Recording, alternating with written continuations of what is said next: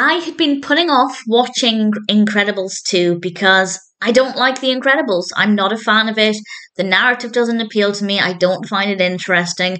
However, A, I am trying to watch every Disney feature film, and B, I'm trying to watch every John Ratzenberger film. Not to say John Ratzenberger is in this a tremendous amount, but I needed to take it off of my Disney list and my Ratzenberger list.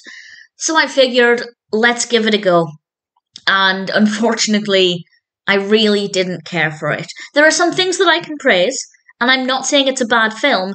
Simply to my personal taste, I don't like it. It is so strange to not like a Disney film or a Disney Pixar film. Certainly, there are Disney films that I like less than others, but it's unusual for me to really dislike a Pixar film. This was released, to my surprise, in 2018. It felt like it was released much longer ago than that. It's written and directed by Brad Bird, and we have a voice cast including Craig T. Nelson, Holly Hunter, Sarah Vowell, Huck Milner, John Ratzenberger, of course, and we have Bill Wise as the character of Screenslaver, who is our antagonist in this film, or one of our antagonists. And yeah, the character is absolutely fine. Don't really care for the character design. I'll talk more about that in a moment. But I will say, first of all, as well, the sound of this on Disney Plus in the UK, the dialogue seems to be really quiet, and the music is really loud. I had it up full on my laptop, and it just seemed really quiet. It's irrelevant to the film itself, but just as an observation, I'd love to know if anybody else had that experience. That didn't really affect my, well, I was going to say my enjoyment of the film, but I suppose I mean my lack of enjoyment. Helen, the mother, is now out to save the world from our antagonists, and honestly, I found it to be incredibly boring. I don't think the narrative was interesting to my personal tastes. I'm not a huge fan of superheroes in general. I love Batman, but I love Batman more so for the dark gothic vibes rather than the superhero aspect. And I also like the fact that Batman is less super in the sense that he doesn't have magical powers. But the point there is that, in general, I'm not a huge fan of superhero stories, so that part of it was never going to appeal to me. But usually, there are so many other elements of Pixar films that can be enjoyable. We can have some fun dialogue, some really great comedy. I wouldn't say the dialogue is bad, but I didn't really care for it. I didn't really find any of this funny.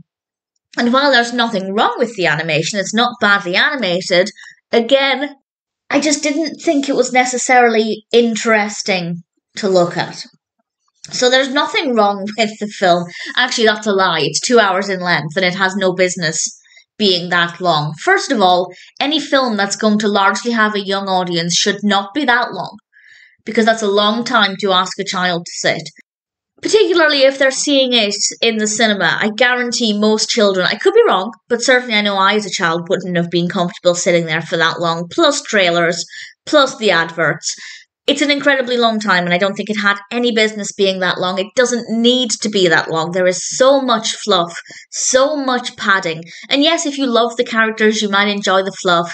But if you don't, and you're just looking for a well-constructed narrative, then it's not very well done. There is a lot of padding in this that does not need to be there. We could have got this down to an hour and a half, maybe even an hour and 40 minutes, and we wouldn't have lost anything, and that would have been a much more reasonable time. Maybe that partly played into me not liking it, because it just felt it went on and on and on, and again, it really didn't need to. The pacing is pretty horrendous. It takes a very long time for anything to happen, and then when the main narrative does start, well, for me personally, I didn't think it was very interesting, but it's also very slow. If it had been quicker, it might have been a more favourable experience. So honestly, there's not a lot that I can say about this that's positive, both in terms of for me, but also just in general. The narrative doesn't appeal to me. But while I think obviously the action of the narrative isn't too bad, there's a lot of fluff and padding. It doesn't work very well. It definitely needed to be tidied up. The characters, absolutely fine. I do think they're very well written characters, and the voice acting is very good. They just don't appeal to me personally. On Disney Plus in the UK, for me at least, the music was horrendously loud compared to the dialogue. Let's not blame the music, actually. The music was probably a normal volume, but the dialogue was so quiet on a lot of occasions. that it was really uncomfortable to listen to. The animation quality is fine. I just didn't necessarily find it to be the most visually engaging. Did I enjoy Incredibles 2? Not even slightly. Do I like it less than the first film? I feel like it's not as well written as the first film. Again, just because I don't like the first film doesn't mean I can't appreciate that it's a reasonable story. But this one definitely needed some work, and it just wasn't very entertaining for me. Do I recommend it? I'm not in the place to recommend it. I guess if you liked the first film, then yes. If you didn't like the first film, I'd say no, because to me, it's definitely not as good as the first film. I didn't enjoy it. I don't know if they're doing a third film, and I'd be surprised if they're not doing a third film. Oh, I've googled it. Yes, actually, apparently they are doing a third film. Do we have a release date? I don't believe one source is saying 2016, but doesn't look like anything official. I will see it because I will give it a chance. I gave this one a chance. I went in with an open mind. I was hoping we'd get some fun dialogue and an interesting, well written, well constructed, well paced narrative. And unfortunately, it didn't deliver. So I will watch the third one with an open mind. I might not see it immediately when it's released. I say that, I probably will. As soon as Disney drops their films on Disney Plus, I watch them because I'm an addict. This one took me a long time to see, though. And while I'm pleased to say that I've seen it, I didn't necessarily enjoy it.